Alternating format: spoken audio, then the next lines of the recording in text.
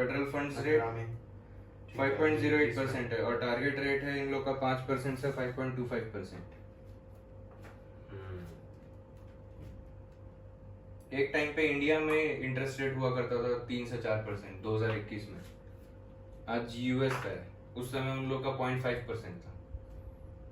एक साल के अंदर उन्होंने 2 साल के अंदर उन्होंने 3 से 4% का ग्रोथ है लगभग। 4%, हाँ 4 नहीं 4.5%। एक टाइम पे मेरे को तो लगता है उन लोग का 0 रहता था। हाँ ये रीजन है उनके बैंक्स के फेल होने का। हाँ 0 नहीं 0.5 था वो। 0.5 था, so that's significant। हाँ उसको वर्चुअली मतलब उसको 0 ही कंसीडर करते थे। वही उसको 0 कंसीडर करते थे। आज के डेट में तो इंडिया का रेट उस हिसाब से ज्यादा नहीं बढ़ा है, तो इसीलिए मार्केट्स पिटे भी नहीं है, बल्कि मार्केट्स इंडियन मार्केट्स बल्कि सोर किए हैं न्यू हाईज के लिए। That's the reason. So see the impact of federal fund rate on markets and everything. और बॉन्ड मार्केट्स भी देख अच्छा खासा भागे हैं, क्योंकि वो जब भी स्टॉक मार्केट क्रैश होता है तो एक सेफ हेवन माना जाता है बॉन्ड मार्केट्स को। नहीं बॉन्ड का ऐसा नहीं है। यहाँ पे तेरे को ये पता करना है कि कौन सा लीडिंग इंडिकेटर है कौन सा लैगिंग इंडिकेटर है। हमेशा तू लीडिंग इंडिकेटर को पकड़ेगा ना तो तू बाकी लोगों से आगे रहेगा। वही लीडिंग इंडिकेटर हमेशा होता है तेरा एंटिसिपेशन। फेडरल फंड रेट का, फेडरल फंड्स रेट का एंटिसिपेशन ही हमेशा लीडिंग इंडिकेटर है। उसके लिए तेरे को क्या करना है, तेरे को 2 चीज देखना है। फेडरल रिजर्व के पास डुअल मैंडेट होता है। पहला उनको करना होता है ये कि इन्फ्लेशन कंट्रोल में रहे, और दूसरा उनको करना होता है ये कि ज्यादा से ज्यादा एम्प्लॉयमेंट रेट रहे। और अगर तू ध्यान से देखेगा तो ये दोनों ही चीज इनवर्सली प्रोपोर्शनल है। इन्फ्लेशन हाई है तो इवेंचुअली जॉब्स नीचे गिरेंगे, एम्प्लॉयमेंट रेट गिरेगा। बट एम्प्लॉयमेंट हाई है तो इन्फ्लेशन इवेंचुअली ऊपर आएगा। तो इन दोनों को बैलेंस करके उनको चलना होता है। तो उसके बैलेंस को क्रिएट करने के लिए उसको जो अपना इंटरेस्ट रेट के साथ छेड़खानी करना पड़ता है, उसी के वजह से हम लोग को ये साइकिल दिखता है 4 साल का। और ज्यादा एम्प्लॉयमेंट मतलब ज्यादा पैसा इन सर्कुलेशन, और ज्यादा पैसा इन सर्कुलेशन मतलब ज्यादा स्पेंडिंग, ज्यादा लोगों के पास परचेजिंग पावर, और फिर उस हिसाब से जब डिमांड पुल होता है तो इन्फ्लेशन प्राइस भी उसके साथ थोड़ा राइज होता है, क्योंकि there are too many people chasing the same amount of goods. Yes. और जब तक, और ये साइकिल फिर ऐसे काम करता है आगे कि जब मतलब मैन्युफैक्चरर्स उस डिमांड को मीट करने के लिए सफिशिएंट इन्वेंटरी लाने लगे, सफिशिएंट प्रोडक्शन बढ़ाने लगे, उसके बाद होगा ये कि कंज्यूमर उस समय डिमांड गिर चुका रहेगा तब तक। तब आ जाएगा तेरा डिप्रेशन वाला टाइम, जहां पे तेरे गुड्स के दाम गिरेंगे फिर, क्योंकि इतना ज्यादा प्रोडक्शन हो गया है कि मतलब कोई खरीदने के लिए नहीं है। लेकिन आज के कंज्यूमर्स और आज के मैन्युफैक्चरर्स सभी इंटेलिजेंट हो गए। डेटा इतना स्पीड में मिलता है ना कि ये मैन्युफैक्चरर्स एंटिसिपेट कर लेते हैं पहले से ही कि अभी डिमांड गिरने वाला है, तो उन लोग अपना इन्वेंटरी को उन लोग वैसे ही स्लो डाउन कर देते हैं। एआई एंड ऑल मतलब इतना फास्ट कर दिया है, मतलब डेटा को एक जगह से, इंफॉर्मेशन को एक जगह से दूसरी जगह ट्रांसफर करना कि इट्स लाइटनिंग स्पीड, कि कब ये हो जाए। इवन अभी इंडिया का जो करंट मार्केट सिचुएशन है, 2000 के नोट बैन सुनते ही लोगों की आधी फटली होगी। पिछले बार भी ऐसे ही हुआ था। इस बार तो, लेकिन इस बार क्या है, बड़े करेंसी को टारगेट किया है। 2000 के नोट वैसे ज्यादा सर्कुलेशन में नहीं है, मेरे को तो नहीं दिखता इतना। 2000 दिखता नहीं है, दिखने का लोगों के पास है, लेकिन लोगों के पास जो लोगों के पास है वो तो मतलब दबा के रखे हैं ना नीचे, वो आएगा। तो इस बार क्या कर सकते हैं हम लोग, इस बार ये हो सकता है कि भाई इस बार जो निफ्टी ऑल टाइम हाई को वापस से आया है, ये हो सकता है। यहाँ पे 2 चीज हो सकती है। यहाँ तो जो 2000 के डिपॉजिट्स है उससे बैंक्स के डिपॉजिट्स बढ़ जाएंगे इस बार, और क्या होगा ना, ब्रेकआउट दे सकता है बैंक निफ्टी बहुत बढ़िया वाला, क्योंकि बैंक्स के पास कैश आ जाएगा, बैंक्स के पास कैश डिपॉजिट्स कैश आ जाएगा, तो बुक्स हेल्दी हो जाएंगे। और जो भी डिपॉजिट करेगा वो ऐसा नहीं है कि अगले दिन ही वो निकाल लेगा। मतलब बहुत सारे ऐसे लोग होने वाले हैं जिन लोग डिपॉजिट किए हैं और कुछ 1-2 महीने तक रखे हैं। और सबसे मस्त चीज ये हो सकता है कि इसको, इस गुड न्यूज को लोग बैड न्यूज की तरह कब ट्रीट करेंगे ना, ऑल टाइम हाई के आसपास है तो क्या होगा, लोगों को एक तो डर रहेगा कि भाई यहाँ से कभी भी ट्रैप करके जा सकते हैं। तो यहाँ पे सिनेरियो ये देखना है कि मार्केट्स इसको कैसे लेते हैं, गुड न्यूज की तरह लेते हैं या बैड न्यूज की तरह लेते हैं। वैसे तो 2000 को बैन करना is a good news, but how markets react to it is important to see. Is yet to be seen. Yes. और आगे क्या है? सीपीआई देख लिया। सीपीआई का रिजल्ट हर पहले वीक में ही आता है, तो पिछला रिपोर्ट 0.4% राइज था। मैं यूएस का बात कर रहा हूँ। इंडिया में वैसे भी सीपीआई रिपोर्ट इतना लैग करते हैं हम लोग। तो अभी मई का महीना चल रहा है और अभी लेटेस्ट सीपीआई जो आरबीआई ने रिलीज किया है वो फरवरी का है, वो भी प्रोविजनल है। That's not real. That's like they are anticipating They are anticipating it. It is subject to change. It is yet to be finalized. तो इंडिया में हर चीज पीछे रहता है, इसलिए लाइव बात कर ही नहीं सकते उसके बारे में, क्योंकि फरवरी का दिखा रहा है अभी। और मेरे पास यूएस का जो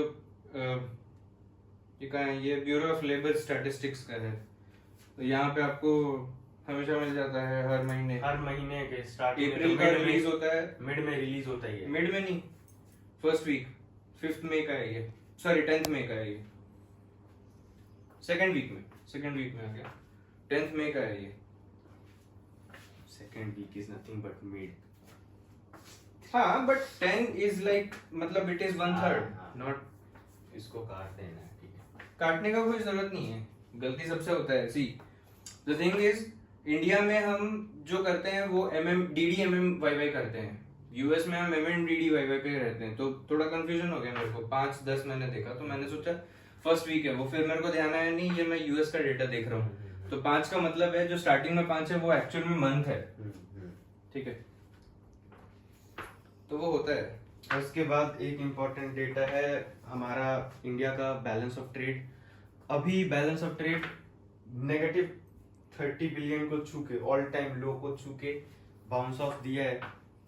ये पॉजिटिव है स्टॉक मार्केट के लिए, ये पॉजिटिव चीज है कि हमारा एक्सपोर्ट पहले से बढ़ा है। करेंसी के लिए भी पॉजिटिव चीज है, करेंसी के लिए भी पॉजिटिव चीज है, लेकिन यूएसडी अभी भी स्ट्रांग है, बहुत स्ट्रांग है। यूएसडी जैसे का हमने strength का कल बात किया था कि यूएसडी भाग रहा है, क्योंकि अभी तक लोग एंटिसिपेट कर रहे हैं कि रेट यहाँ से भी बढ़ सकता है, डेफिनेटली बढ़ सकते हैं। कोई क्लियर कट ये नहीं है कि भाई रेट पॉज कर दिया है फेड। मार्च में इन लोग का अनएम्प्लॉयमेंट था 3.5%, अप्रैल में इनका था 3.4%, यानी 0.1% इनका एम्प्लॉयमेंट और घटा है, अनएम्प्लॉयमेंट घटा है, यानी एम्प्लॉयमेंट बढ़ा है।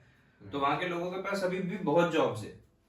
इतने बड़े देश में 3.4% अनएम्प्लॉयमेंट रेट, मतलब सोच के देख, काफी कम लोग अनएम्प्लॉयड हैं।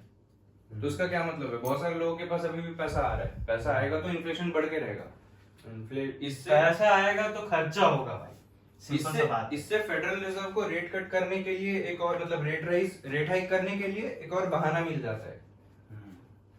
इन्फ्लेशन अच्छे से टूटेगा नहीं जब तक अनएम्प्लॉयमेंट और ऊपर नहीं भागेगा।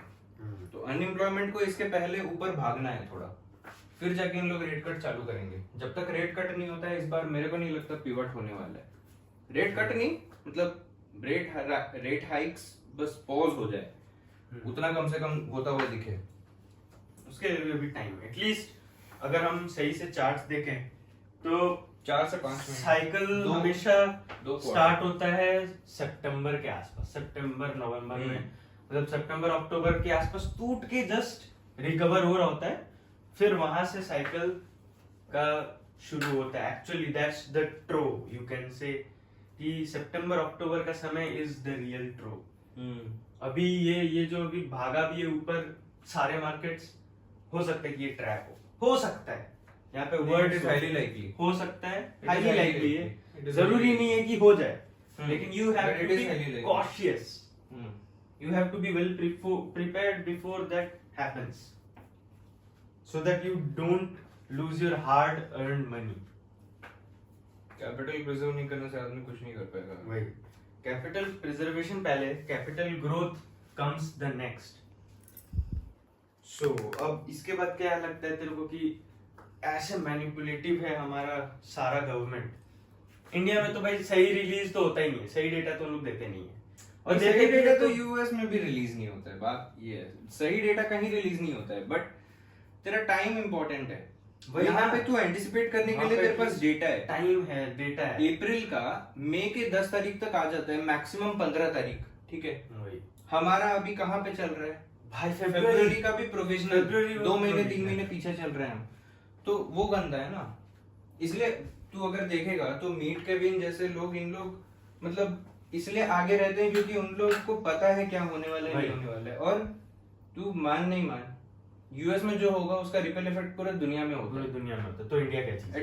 एटलीस्ट फिलहाल तो होता है। तो तेरे को एक एज मिल जाता है कि क्या किस डायरेक्शन में मार्केट जाएगा, उसका तेरे को एक एज मिल जाता है जब तक तू यूएस का डेटा को ट्रैक कर रहा होता है। तो इंडिया में भी इन्फ्लेशन बहुत सारे चीज में हाई है, बहुत सारे चीज में मतलब लगभग सेम है। किसी किसी जगह पे तो डिफ्लेशन भी था, बट फूड आइटम्स में इन्फ्लेशन काफी हाई है। बहुत है, और ये मैं सिर्फ फरवरी तक का डेटा बता रहा हूँ, क्योंकि उसके आगे का डेटा है ही नहीं। क्योंकि उसके आगे का डेटा नहीं है। तो एक ईयर ओवर ईयर 163.8 से इंडेक्स बढ़ गया 171.3, लगभग 1%। 5 से 6% होता है ये।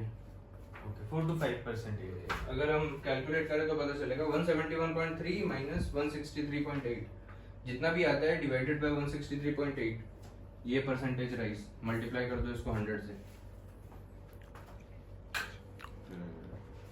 तो वो पोस्ट एडिट में कर देंगे अपन ये। फूड इंडेक्स काफी हाई है, मतलब काफी बड़ा है। और ये डेटा पुराना ही है क्योंकि नए डेटा का एक्सेस नहीं है हमारे पास। वही। अगर किसी को पता है कि नया डेटा कहाँ से लाते हैं तो वो भी कोई बता दे तो अच्छा होगा, क्योंकि मैं आरबीआई के बुलेटिन से देख रहा हूँ wholesale price index. Even electricity का भी बिल्स बढ़ा हाँ, है। इलेक्ट्रिसिटी प्राइसेस भी बढ़े हैं काफी। और जैसे कि आप लेदर प्रोडक्ट्स नहीं बढ़े हैं, लेदर प्रोडक्ट्स लगभग स्टैग्नेंट है। तो leather वुड products प्रोडक्ट्स भी लगभग स्टैग्नेंट है। पेपर प्रोडक्ट्स काफी बढ़े हैं। Printing and reproduction of recorded media भी काफी बढ़ा है, प्रिंटिंग प्रेस वाले। केमिकल भी बढ़ा है। बढ़ा तो सब कुछ है, लेकिन इम्पोर्टेंट है अपना फूड और इलेक्ट्रिसिटी। फूड को ये करना चाहिए, ये दोनों इलेक्ट्रिसिटी काफी चीज बढ़ा तो ना है। और रह ही नहीं इलेक्ट्रिसिटी सकता। एक्चुअल में बहुत तेजी से बढ़ा है। इलेक्ट्रिसिटी 117 से 157 हो गया है, वो काफी बड़ा है। एनर्जी प्राइस काफी बड़ा है और ये आगे और बढ़ने ही वाला है, क्योंकि क्या कर रहे हैं हम, ग्रीन एनर्जी की तरफ स्विच कर रहे हैं। मतलब हम बेसिकली करना ही चाहते हैं जितने भी कार्स पेट्रोल डीजल से चलते हैं उनको एरेडिकेट करके हम इलेक्ट्रिक कार लेके आएंगे। फिलहाल तो यहाँ का बिजली का हाल कैसा है ये मैं किसी को बताना नहीं चाहता।